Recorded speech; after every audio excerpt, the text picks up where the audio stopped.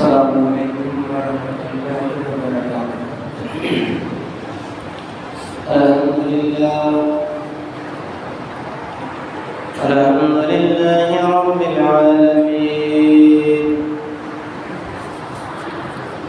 والعاقبۃ للمتقین والصلاة والسلام علی من کان نبیا وآدم بین الماء والطین وعلى آله وأصحابه أجمعين، أما بعد، أعوذ بالله من الشيطان الرجيم، بسم الله الرحمن الرحيم، يا أيها الذين آمنوا كتب عليكم الصيام كما كتب على الذين من قبلكم لعلكم تتقون. وقال رسول الله صلى الله عليه وسلم في حديث قدسه: الصوم لي وأنا أجزي به. صدق الله وصدق رسوله النبي الأمين الكريم. آئیے ہم سب مل کر کچھ عرض و معروض سے پہلے اپنی اور ساری کائنات کے مرکز عقیدت، مالک کائنات، تخلیق وجہ کائنات، نبی الحرمین، امام القبلتین، جد الحسن والحسین، سیدنا محمد مصطفیٰ صلی اللہ علیہ وسلم کی بارگاہ میں درود شریف کے سوغات پیش کریں اور آواز بلند پڑھیں: اللہم صلی علی سیدنا و شفیعنا حبیبنا مولانا محمد بارک وسلم صلی علیہ الصلوۃ والسلام علیک یا رسول اللہ صلی اللہ علیہ وسلم. طریق مصطفیٰ کو چھوڑنا ہے وجہ بربادی، طریق مصطفیٰ کو چھوڑنا ہے وجہ بربادی. اسی سے قوم دنیا میں ہوئی بے اقتدار اپنی. ہمیں کرنی ہے شہنشاہ بطحا کی رضا جوئی، ہمیں کرنی ہے شہنشاہ بطحا کی رضا جوئی. وہ اپنے ہو گئے تو رحمت پروردگار اپنی، اور کی محمد سے وفا تو نے تو ہم تیرے ہیں. کی محمد سے وفا تو نے تو ہم تیرے ہیں. یہ جہاں چیز ہے کیا لوح و قلم تیرے ہیں. اور ان کے جو ہم غلام تھے خلق کے پیشوا رہے، ان کے جو ہم غلام تھے خلق کے پیشوا رہے. ان سے پھرے جہاں پھرا آئی کمی وقار میں. حصول برکت کے لیے نبی اور آل نبی پر اور ایک مرتبہ درود شریف پڑھیں: اللہم صلی علی سیدنا و شفیعنا حبیبنا مولانا محمد بارک وسلم صلی علیہ الصلوۃ والسلام علیک یا رسول اللہ صلی اللہ علیہ وسلم. حضرات گرامی، سب سے پہلے ایک حدیث پاک اپنے الفاظ کے جامع میں پیش کرتا ہوں. رسول کائنات صلی اللہ علیہ وسلم نے ارشاد فرمایا: جو کوئی ماہ رمضان میں کسی روزے دار کو افطاری کراتا ہے، کسی روزے دار کو افطاری کراتا ہے تو اللہ تعالیٰ اس روزہ دار کے ثواب میں بغیر کمی کیے ہوئے، اس روزہ دار کے ثواب میں بغیر کمی کیے ہوئے اس بندے کو اللہ تبارک و تعالیٰ ایک مکمل روزے کا ثواب عطا فرماتا ہے۔ حضرات گرامی،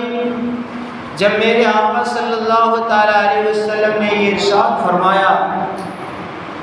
تو ایک صحابی رسول جن کا نام حضرت سلمان فارسی رضی اللہ تعالیٰ عنہ، آج بھی مدینہ المنورہ میں ان کے نام کا وہ باغ موجود ہے، حجاج کرام جاتے ہیں تو زیارت کرتے ہیں۔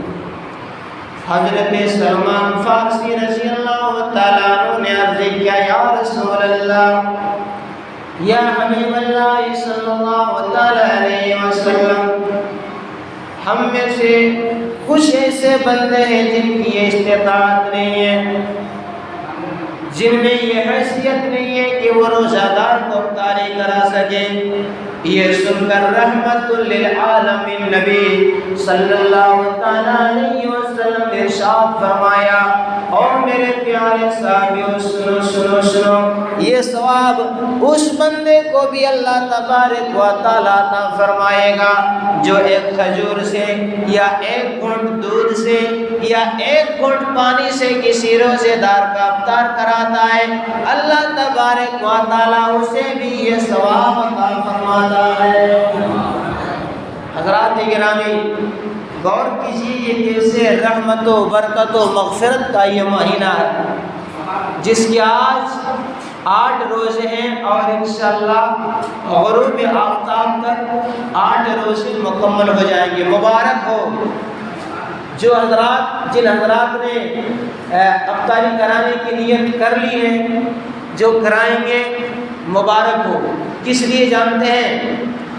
یہ ثواب تو اس بندے کے لیے، مگر جو کسی روزہ دار کو سیراب کر دیتا ہے، جو مکمل اطمینان کے ساتھ افطاری کرنے کے بعد اسے اطمینان ہو جاتا ہے، اس کو کیا ثواب حاصل ہوتا ہے؟ ہمارے اور پیارے آقا، ہمارے اور آپ کے پیارے آقا صلی اللہ تعالیٰ علیہ وسلم ارشاد فرماتے ہیں، جو کسی متقی، جو کسی روزہ دار کو، جو کسی پرہیزگار مسلمان کو شکم سیراب کر کے افطاری کرا دیتا ہے، اللہ تبارک و تعالیٰ اس بندے کو بروز قیامت میرے ہاتھ سے آب کوثر کا جام نصیب فرمائے گا۔ حضور صلی اللہ تعالیٰ علیہ وسلم کے دست رحمت سے اس بندے کو آب کوثر کا جام نصیب ہوگا۔ اور آپ کو پتہ ہے قیامت کا دن کتنا لمبا ہے؟ آج جس کو عمر قید کی سزا سنائی جاتی ہے، تقریباً 22 سال 25 سال یا کچھ اس سے زیادہ رکھا جاتا ہے، مگر قیامت کا دن جو ایک دن ہے، قیامت کا دن جو ایک دن ہوگا، وہ دن کتنا لمبا ہوگا؟ 50,000 سال کا وہ دن ہوگا۔ 1 سال نہیں، 100 سال نہیں، 1000 سال نہیں، 50,000 سال کا وہ دن ہوگا۔ سرکار فرماتے ہیں کہ جس کو میرے ہاتھ سے، میرے دست رحمت سے آب کوثر کا جام نصیب ہوگا، 50,000 سال کے اس دن میں اس کو پیاس ہی نہیں لگے گی۔ سبحان اللہ، اس دن میں اس کو پیاس ہی نہیں لگے گی، یہاں تک کہ وہ بندہ جنت میں داخل ہو جائے گا۔ میرے ملت کے مسلمان بھائیوں، کتنا یہ مبارک اور یہ کتنا بڑا فضیلت والا مہینہ ہے۔ تو پھر ہم کیوں نہ کہیں کہ رمضان کا مہینہ مبارک ہو، رمضان کا مہینہ مبارک ہو،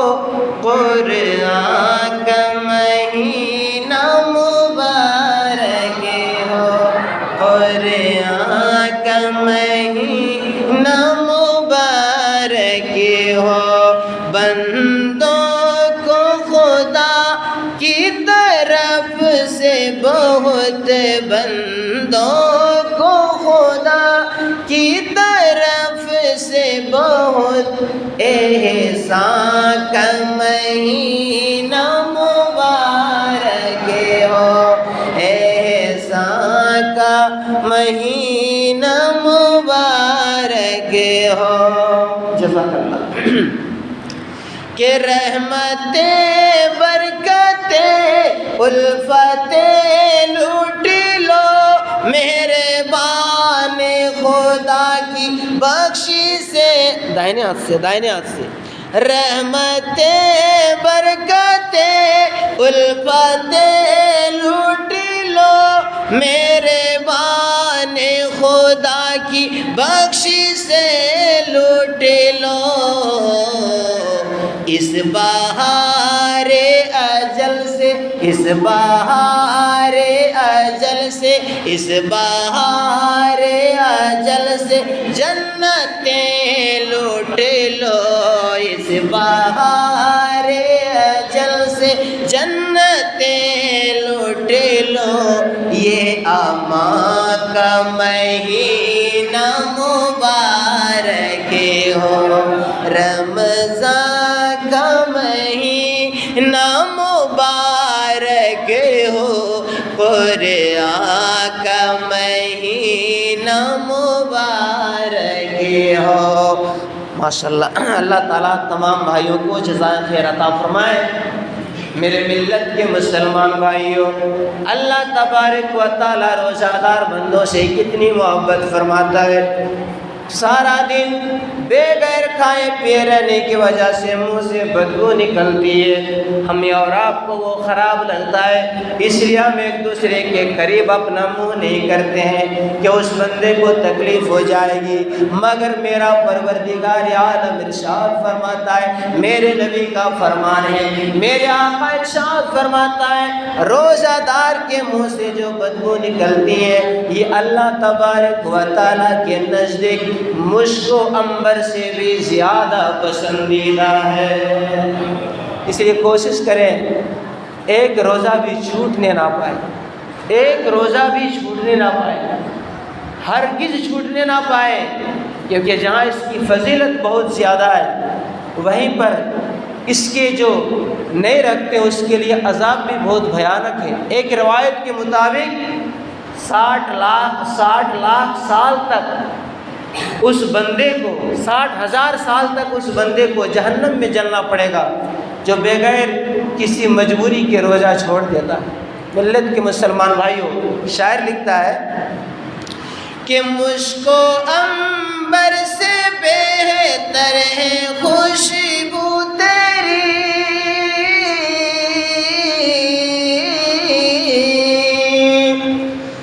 مشک و عنبر سے بہتر ہے خوشبو تیری مہکے منہ سے صبر کی ہے بو جو تیری مہکے منہ سے صبر کی ہے بو جو تیری اللہ کی رضا بس ہو جستجو تیری اللہ کی رضا بس ہو جستجو تیری رحماں کا مہینہ مبارک ہو رمضان کا مہینہ مبارک ہو قرآن کا مہینہ مبارک ہو میرے آقا صلی اللہ علیہ وسلم ارشاد فرماتے ہیں جو کوئی بندہ مومن روزہ رکھتا ہے نماز تراویح ادا کرتا ہے اللہ تبارک و تعالی نماز تراویح کے ہر سجدے میں 1,500 نیکیاں عطا فرماتا ہے قیام کا جو ثواب وہ اپنی جگہ پر ہے قیرت کا جو ثواب اپنی جگہ پر ہے نماز کا جو ثواب وہ اپنی جگہ پر ہے لیکن جب نماز تراویح میں وہ بندہ اپنے سر کو سجدے میں رکھ دیتا ہے اللہ تبارک و تعالیٰ اسے 1,500 نیکیاں عطا فرماتا ہے ملت کے مسلمان بھائیوں مبارک ہو جو حضرات نماز تراویح ادا کرتے ہیں جو ابھی تک نہیں تو آنے کی کوشش کریں کیونکہ نماز تراویح میں 20 رکعت ہیں اور 20 رکعت میں 40 سجدے ہوتے ہیں لہٰذا اس کو صرف سجدے کی عوض ایک دن میں اس بندے مومن کو 60,000 نیکیاں عطا فرمائی جاتی ہیں برادران ملت اسلامیہ لیکن اس ماہ رمضان میں بھی کچھ ایسے لوگ ہیں، کچھ نہیں بلکہ 4 قسم کے لوگ ہیں جن کی بخشش نہیں ہوتی ہے۔ 1 نمبر میں جو ہمیشہ شراب پیتا ہے، اس کی بخشش نہیں ہوتی اس ماہ رمضان میں۔ جو اپنے ماں باپ کا نافرمان ہوتا ہے، اس کی بخشش نہیں ہوتی اس ماہ رمضان میں۔